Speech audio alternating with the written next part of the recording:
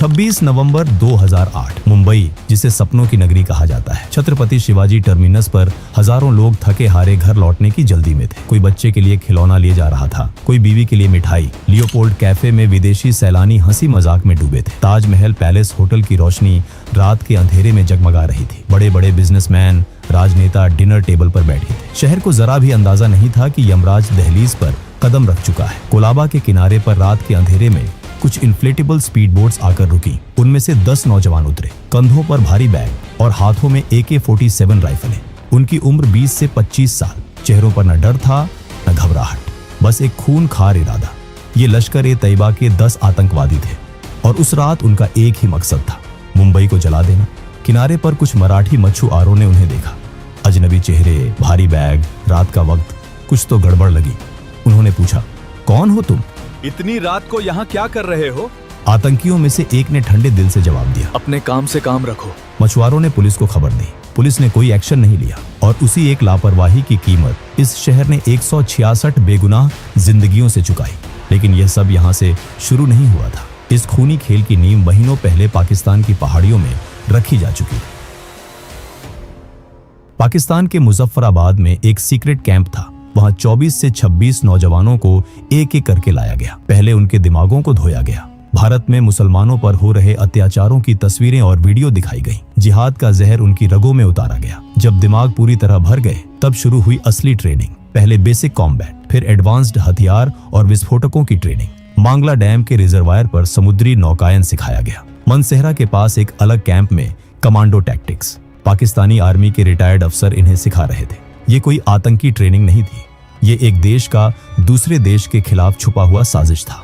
इस पूरे ऑपरेशन की कमान थी लश्कर-ए-तैयबा के सबसे खूंखार कमांडर जकीउर रहमान लखवी के हाथ में, और पर्दे के पीछे खड़ी थी पाकिस्तान की खुफिया एजेंसी ISI। इन 10 को Taj hotel, Oberoi Trident, Chhatrapati Shivaji terminus और नरीमन हाउस के पूरे नक्शे दिए गए थे। ताज होटल का तो एक पूरा 3D मॉडल तैयार करवाया गया था, ताकि वे अंदर की हर गली, हर सीढ़ी, हर कमरे को आंखें बंद करके भी ढूंढ सकें। लेकिन यह सब मुमकिन कैसे हुआ? एक पाकिस्तानी अमेरिकी जासूस की वजह से। उसका नाम था डेविड कोलमैन हेडली। यह आदमी हमले से पहले कई बार मुंबई आया। अमेरिकी यहूदी बिजनेसमैन का नाटक करके घूमता था। उसने ताज होटल के बाहर से अंदर तक हर कोने की वीडियो बनाई, हर टारगेट का GPS लोकेशन मार्क किया, नरीमन हाउस की एक एक खिड़की कैमरे में कैद की, और यह सारी खुफिया जानकारी ISI के हाथों पहुंचाई। ISI के अफसर मेजर इकबाल ने हेडली को इस काम के लिए $25,000 नकद दिए थे। 24 में से 10 को चुना गया, बाकी को छोड़ दिया गया। जैसे कोई कंपनी इंटरव्यू के बाद फाइनल कैंडिडेट्स चुनती है। बस फर्क ये था कि यहाँ सिलेक्शन का मतलब था मौत का घाट उतारने जाना। ये कराची से एक छोटी बोट में निकले। अरब सागर के बीच में इन्होंने एक भारतीय मछली पकड़ने वाली ट्रॉलर कुबेर हाईजैक की। उसके 4 क्रू मेंबर्स को एक एक करके मार दिया। कैप्टन अमर सिंह सोलंकी को जबरदस्ती मुंबई की तरफ चलाने पर मजबूर किया। जब मुंबई के पानी में पहुंचे तो उसे भी मार दिया। एक बेकसूर मछुआरा जिसकी बस यही गलती थी कि उसकी नाव इन दरिंदों के रास्ते में आ गई। और फिर रात के अंधेरे में ये 10 कोलाबा के किनारे उतरे और 2-2, 3-3 के ग्रुप में अलग अलग दिशाओं में बिखर गए। मुंबई उस वक्त चैन की नींद में थी और मौत उसकी गलियों में चुपके से दाखिल हो चुकी थी। रात के ठीक 9:30 बजे छत्रपति शिवाजी टर्मिनस में कुछ ऐसा हुआ जो वहाँ मौजूद कोई भी इंसान जिंदगी भर नहीं भूल सका। भारत का सबसे व्यस्त रेलवे स्टेशन, हजारों लोग, ट्रेनों की आवाजाही, बच्चों की किलकारियां, चाय वालों की आवाजें, और अचानक 2 आतंकी इस्माइल खान और अजमल कसाब AK-47 उठाए पैसेंजर हॉल में घुसे। एक पल के लिए किसी ने कुछ नहीं समझा। फिर गोलियों की आवाज गूंजी और उसके साथ फूटा चीखों का एक ऐसा तूफान जिसने पूरे स्टेशन को दहला दिया। लोग जान बचाने के लिए इधर उधर भागे। कोई बेंच के पीछे गिरा, कोई दीवार से चिपक गया, कोई लाश के नीचे दबकर जिंदगी बचाने की कोशिश करने लगा। 58 लोग मारे गए, 104 घायल हुए। सिर्फ 15 मिनट में। उस खौफनाक शोर के बीच एक रेलवे अनाउंसर ने वो किया जो किसी के लिए भी आसान नहीं होता। विष्णु दत्तारम जेंडे ने कांपते हाथों से लाउडस्पीकर पकड़ा और चिल्लाते हुए सभी यात्रियों को तुरंत बाहर निकल जाने की चेतावनी दी। उनकी कांपती आवाज ने उस रात सैकड़ों जिंदगियां बचाई। एक आम सरकारी मुलाजिम, उस रात का असली हीरो। स्टेशन पर कत्लेआम मचाने के बाद कसाब और इस्माइल सड़कों पर निकले। रास्ते में जो भी पुलिस वाला मिला उसे गोली मार दी। 8 पुलिसकर्मी उस रात सड़कों पर शहीद हुए। फिर ये दोनों कामा हॉस्पिटल की तरफ बढ़े। मकसद था अंदर घुसकर मरीजों को मारना, लेकिन हॉस्पिटल स्टाफ ने वक्त रहते सभी वार्ड बंद कर दिए। उसी दौरान मुंबई एटीएस के चीफ हेमंत करकरे अपनी टीम के साथ इन दोनों का पीछा कर रहे थे। एक अंधेरी गली में जब उनकी गाड़ी रुकी तो कसाब और इस्माइल ने अंधाधुंध गोलियां बरसानी शुरू कर दी। हेमंत करकरे शहीद हो गए। भारत का एक बेहतरीन पुलिस अफसर जो आतंकवाद को जड़ से उखाड़ने का सपना देखता था। उसी गाड़ी में थे अशोक कामटे, वो भी शहीद हो गए। विजय सालस्कर, वो भी शहीद हो गए। 3 काबिल जांबाज अफसर एक ही रात एक ही जगह। इसके बाद दोनों आतंकियों ने पुलिस की गाड़ी छीनी और भाग निकले, लेकिन आगे एक रोड ब्लॉक था। गोलीबारी हुई, इस्माइल मारा गया, कसाब घायल हुआ और तब एक साधारण से दिखने वाले पुलिस कांस्टेबल ने वो कर दिखाया जो इतिहास में दर्ज हो गया। तुकाराम ओम्बले, उन्होंने बिना एक पल सोचे आगे बढ़कर कसाब की AK-47 अपने दोनों हाथों से थाम ली और उसे अपने सीने से दबा लिया ताकि वो और गोलियां न चला सके। कसाब की गोलियां ओम्बले के सीने में उतर गईं। वो शहीद हो गए, लेकिन कसाब जिंदा पकड़ा गया। एक शहीद की कुर्बानी की वजह से पूरी दुनिया को सबूत मिला। एक जिंदा आतंकी, एक गवाह, एक सच्चाई जिसे पाकिस्तान अब झुठला नहीं सकता था। उसी वक्त कोलाबा के लियोपोल्ड कैफे में 2 आतंकी घुसे और बिना कुछ कहे अंधाधुंध गोलियां चलानी शुरू कर दी। 10 लोग वहीं ढेर हो गए। कई विदेशी नागरिक भी, जो दीवारें उस रात खून से रंग गई थीं, उन पर आज भी गोलियों के निशान मौजूद हैं। उस कैफे ने उन्हें मिटाया नहीं, यादगार बनाया। अरब सागर के किनारे खड़ा ताजमहल पैलेस होटल उस रात मुंबई की सबसे बड़ी जंग का मैदान बन गया। 4 आतंकी उस होटल में घुसे। लॉबी में पहला धमाका, लिफ्ट में, रेस्टोरेंट में, चारों तरफ से गोलियां और आग। होटल की पहली मंजिल पूरी तरह जलकर राख हो गई। ऊपरी मंजिलों पर सैकड़ों मेहमान कमरों में दुबके बैठे थे, बाथरूम में छुपे थे, बेड के नीचे लेटे थे, मोबाइल से घर वालों को शायद आखिरी बार गुड बाय कह रहे थे। यूरोपियन पार्लियामेंट के कई सदस्य उस रात ताज में थे। एक MEP लॉबी में था जब पहली गोली चली। भारत के जाने माने बिजनेसमैन गौतम अडानी उस रात ताज के डाइनिंग हॉल में खाना खा रहे थे। जब गोलियां चली तो वो किचन में घुस गए, घंटों वहां छुपे रहे, फिर टॉयलेट में। अगली सुबह जब सुरक्षित बाहर निकले तो बाहर पूरी दुनिया की मीडिया खड़ी थी। फायर फाइटर्स ने जान पर खेलकर लंबी सीढ़ियां लगाई और खिड़कियों से 200 से ज्यादा लोगों को एक एक करके नीचे उतारा। हर जिंदगी अनमोल थी, हर जिंदगी बचाने की कोशिश हुई, लेकिन आतंकी ताज में 60 घंटे से ज्यादा टिके रहे। जब भी NSG को लगता कि इमारत क्लियर हो गई, किसी नए कोने से गोलियां आ जाती थी। ओबेरॉय ट्राइडेंट में 2 आतंकी घुसे और दर्जनों लोगों को बंधक बना लिया।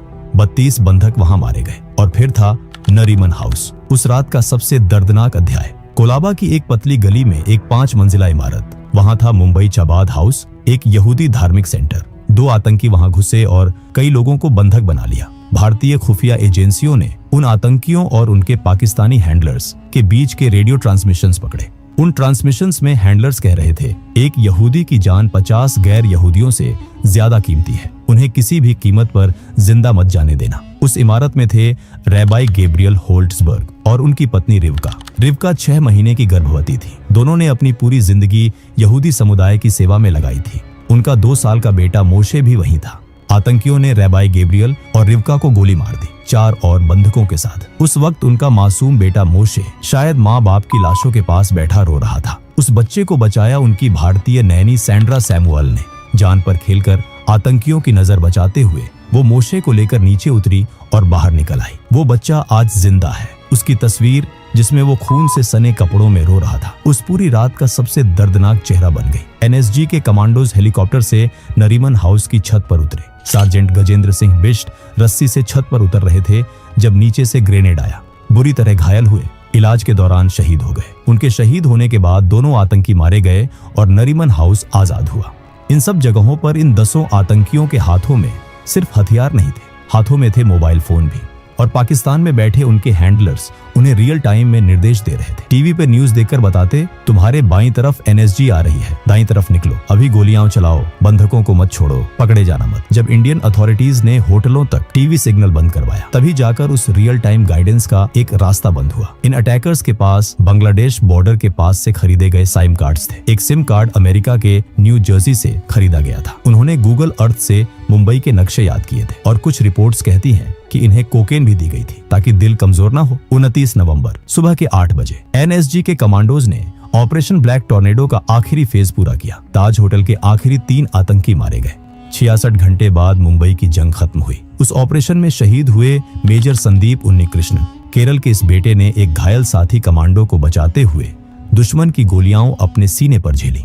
उनके पिता ने बाद में मीडिया से कहा था, मुझे अपने बेटे पर नाज है। एक बाप का यह जुमला सुनकर पूरे देश की आंखें भर आई थी।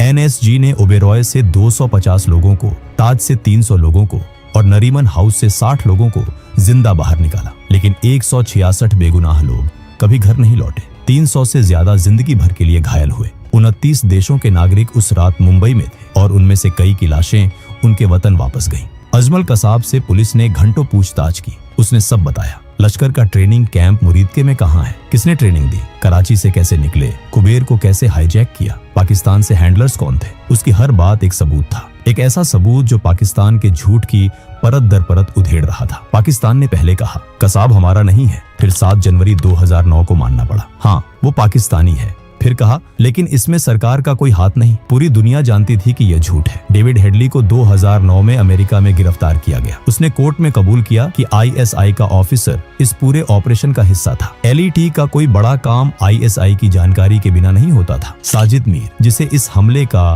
प्रोजेक्ट मैनेजर कहा जाता था, जो एफबीआई की मोस्ट वांटेड लिस्ट पर था, जिस पर $5 मिलियन का इनाम था, पाकिस्तान ने सालों तक कहा वो मर चुका है। फिर 2022 में जब एफएटीएफ ने पाकिस्तान को ब्लैकलिस्ट करने की धमकी दी तो अचानक साजिद मीर जिंदा निकल आया। पाकिस्तानी कोर्ट ने उसे 15 साल की सजा सुना दी। पूरी दुनिया समझ गई यह न्याय के लिए नहीं था, एफएटीएफ की ब्लैकलिस्ट से बचने के लिए था। तहव्वुर राणा, जो हेडली का साझीदार था, अप्रैल 2025 में अमेरिका से भारत लाया गया। एनआईए ने उसे गिरफ्तार किया। 17 साल बाद भारत को एक और आरोपी मिला और वो ट्रेनिंग कैंप मुरीदके में, जहां कसाब और उसके साथियों को तैयार किया गया था। 7 मई 2025 को भारतीय सेना ने उसे मिसाइल से ध्वस्त कर दिया, पहलगाम आतंकी हमले के जवाब में। 17 साल बाद उस जगह को मिट्टी में मिला दिया गया जहां से मुंबई के लिए मौत रवाना हुई थी। दोस्तों, 26/11 सिर्फ एक आतंकी हमला नहीं था, ये एक पड़ोसी देश की सरकारी मशीनरी की शह पर रचा गया सुनियोजित युद्ध था। 10 लड़के, 12 जगह, 66 घंटे और एक पूरा शहर जो दहल गया लेकिन टूटा नहीं। तुकाराम ओम्बले ने अपनी छाती पर गोलियां खाईं लेकिन कसाब को नहीं जाने दिया। संदीप उन्नीकृष्णन ने साथी को बचाने के लिए खुद को आगे कर दिया। करकरे, कामटे, सालस्कर तीनों ने वर्दी की लाज रखी। विष्णु जेंडे ने माइक थामा और सैकड़ों जिंदगियां बचाई। सैंड्रा सैमुअल ने एक बेगुनाह बच्चे को मौत के जबड़े से छीन लिया। यही है मुंबई, जो हर तूफान के बाद फिर खड़ी हो जाती है। उन 166 बेगुनाह रूहों को सलाम, उन शहीदों को सलाम जिन्होंने अपनी जान देकर इस शहर को बचाया। अगर आपको ये वीडियो अच्छा लगा हो तो चैनल को लाइक और सब्सक्राइब जरूर करें। बहुत जल्द मिलेंगे अगले वीडियो में। जय हिंद।